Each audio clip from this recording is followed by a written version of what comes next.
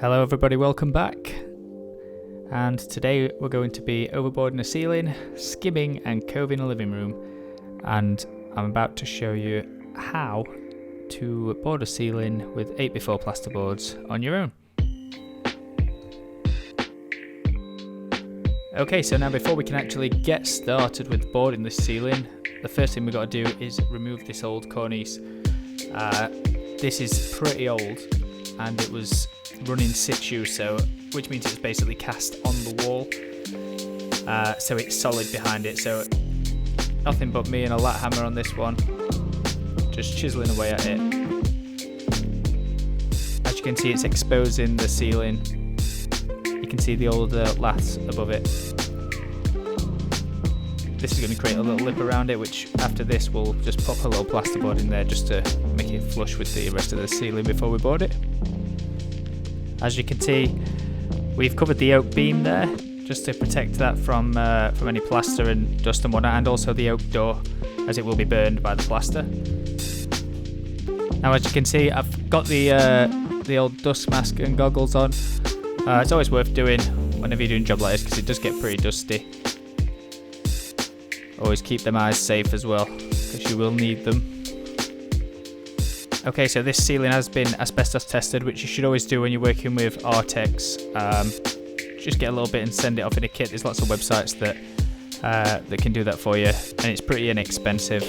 Obviously, then you know that you're not going to have any death particles in your lungs, and that way we don't die. As you can see, the room is getting a bit dustier just by cleaning it up.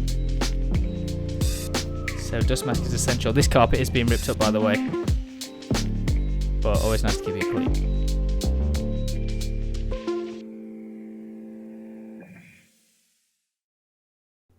So let's say hypothetically you're boarding a ceiling, you're overboarding a ceiling, you've got the 8x4s, and in the morning, on the day you're about to do the job, your apprentice calls in, he's sick, he's got some crazy disease.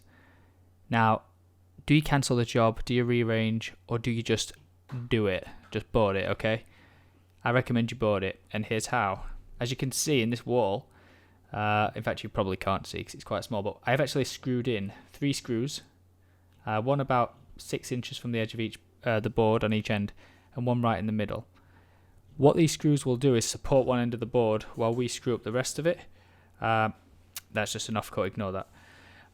So I lift up this board, and as you can see, screwing it in, no problem. Same with the next one, move the screws down, chop out that little notch for the light, and there we go. Now just repeat this process all over the ceiling, making sure you stagger your joints so side by side boards don't end on the same joist. This will help prevent cracking. And you want about 5 screws across the width of a board on each joist. And move around really fast like I'm doing right now. And you'll have the whole ceiling boarded in like a minute. But seriously, this probably take you a few hours, but definitely doable. Don't listen to the naysayers. Is it recommended? Probably no. Probably not good for your back in the long run, but if you gotta do it, it is possible. I'm just PVAing the top around where the coving was removed, and just filling those gaps with a bit of bonding.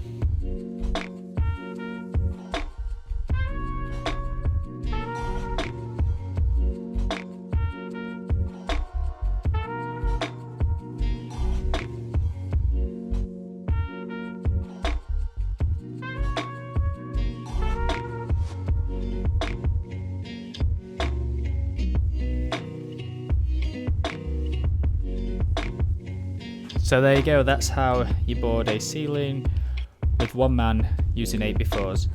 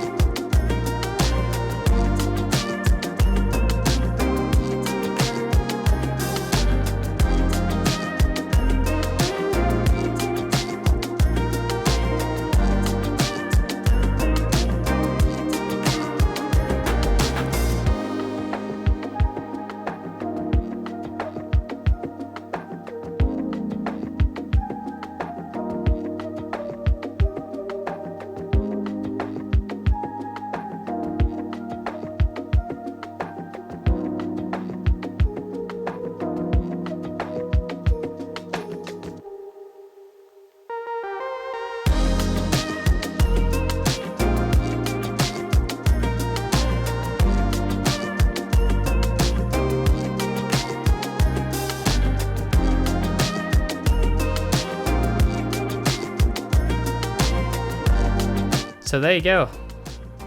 That is that. All coved, all skimmed, and a new boarded ceiling. All ready for decorating. Thank you for watching the video.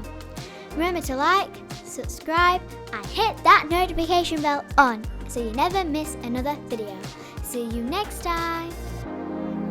Thank you for watching. Make sure to leave a like and subscribe so you never miss another video. See you next time, guys.